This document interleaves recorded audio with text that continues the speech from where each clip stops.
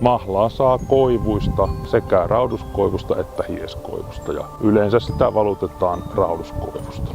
Talven jälkeen lumi sulaa, niin se on ensimmäinen luonnontuote, mikä meillä on saatavilla. Vaikka satovaihtelua on, niin silti sitä joka vuosi saadaan niistä puista valutettua. Ja nämä kaksi asiaa on voinut tehdä sitä semmoisen tärkeän ja erityisen luonnontuotteen myös meille suomalaisille, että ennen vanhaan talvella on voitu kärsiä nälkää. Sitten talven jälkeen, kun mahla on ruvettu saamaan puista, niin sitä on käytetty sitten terveydentilan ja voimien palauttamiseen sekä niin kuin ihmisille että myös kotieläimille. Siksi sillä on hyvin pitkät perinteet meillä Suomessa. Siitä puhutaan jo Kalevalassa. Nyt on viimeisten, sanotaanko, reilun 5 vuoden aikana on tullut maailmalla ilmiöksi tämmöinen puuvesibuumi. Puista saatavat vedet, mahlan lisäksi kookosvesi, on tullut erittäin suosituksi kuluttajien joukossa. Tämä näkyy sillä tavalla, että meillä on mahlan kaupallinen valutus lisääntynyt. Mahlasta tehdään niin kuin kuluttajakäyttöön erityisesti niin kuin juomatuotteita. Mahlaa käytetään myöskin luonnontuotteissa ainesosana ja sitten myöskin kosmetiikassa. Muualla Euroopassa ollaan vielä pitemmällä tässä, että 2015 meillä oli Walesissa hankekokous, jossa järjestettiin makutesti mahlapohjaisista juomista. Ja silloin jo sieltä Walesin markkinoilta löytyi pitkälti 20 erilaista mahlatuotetta. Ihmiset kokee, että mahla tai puuvedet yleensäkin ovat terveellisiä, niillä on terveys- ja hyvinvointivaikutuksia ja he haluaa niitä sitten kuluttaa. Kaupallinen mahlan valutus on lisääntynyt. Se on myöskin herättänyt metsäomistajat. Omistajat on olisivat kiinnostuneita aloittamaan mahlan valutuksen omista koivikoista ja sitten myymään sitä mahlaa ostaville yrityksille, jotka sitten jalostaa sitä ja myy eteenpäin arvoketjussa. Koivun mahla on metsäomistajille hyvä asia sen takia, että se on niin kuin uusi tulolähde sieltä omistajan metsästä.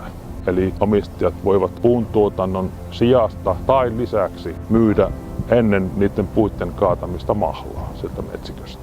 Omistajan pitää ottaa huomioon erityisesti se, että se mahlan valutus vaatii aika paljon työtä tässä mahlakauden aikana ja ennen sitä.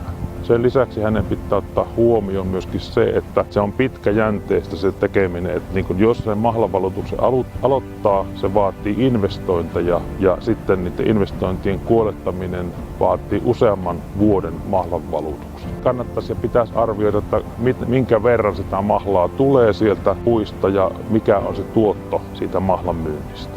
Ja sitä varten me tehdään tätä tutkimusta. Meillä on nyt toista vuotta käynnissä tällainen mahlasatotutkimus. Tätä tutkimusta tehdään kansalaistieteen pohjalta. Me olemme pyytäneet kiinnostuneita metsänomistajia osallistumaan tähän tutkimukseen. Omistajille lähetetty sitten mittaustarpeet, eli ämpärit, letkut, holkit ja koealalomakkeet. Sitten he perustavat sinne omaan koivikkoonsa mahlakoealan samanlaisen kuin mikä minulla on tässä omassa metsikössä. Sitten he mittaavat koivujen mahlasatoja. Ja viime vuonna meillä oli reilu 60 omistajaa mittaamassa mahlasatoja 3 maakunnan alueella. Tänä keväänä niitä on reilu 50 omistajaa. Kun kausi on ohitte, niin he lähettävät meille mittaustulokset ja sitten me otetaan ne analysointiin. Tehdään tilastolliset analyysit ja mallit niille. Toistaiseksi ollaan löydetty aika selkeä yhteys puun läpimitan ja sen mahlasadon välillä. Sitten mikä meitä myös kiinnostaa on se metsikön tiheyden vaikutus siihen mahlasatoon, että miten se niin runkoluku vaikuttaa satoon, ja sitä me emme vielä ole saanut niin tästä aineistosta irti. Koivu tuottaa mahlaa niin kauan aikaa, kun se on elossa. Pisimmät mahlan valutusajat tietystä koivusta on raportoitu, että ne on 30 vuotta olleet.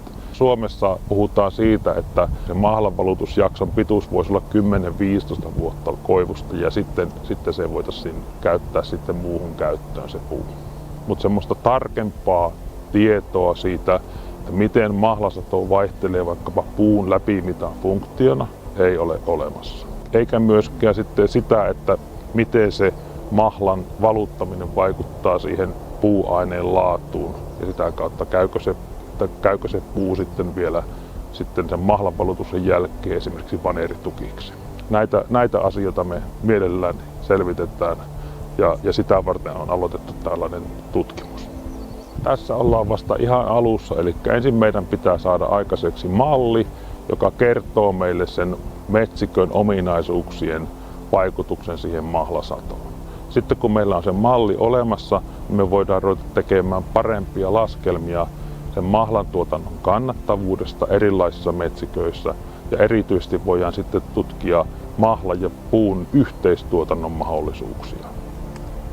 Mä luulen, että me ollaan niin kuin vasta alussa tämän puuvesipuumin osalta, eli se käyttö tulee vielä lisääntymään. Ja sitten meillä tulee lisää metsäomistajia, jotka ryhtyy valuttamaan mahlaa. Siihen päälle voidaan ajatella tämmöistä niin kuin koivikoiden jatkokäyttöä johonkin muuhun tarkoitukseen. Eli ei niitä välttämättä olekaan tarpeen tässä saman tien sen mahlavalutuksen jälkeen kaataa niitä koivuja. Voidaan ajatella, että niihin mahlavalutuskoivuihin ympätään vaikkapa jotakin erikoissientä ja sitten odotetaan, että ne tuottaa sitä sienisadon. Ja sen jälkeen ne vasta sitten kaadetaan ne koivut. Terveysvaikutuksista on tehty varsin vähän tutkimusta ja niin kun ne on ehkä enemmän tämmöisten väittämien varassa ne terveysvaikutukset. Ja niitä tarvitsisi tutkia selkeästi enemmän myöskin.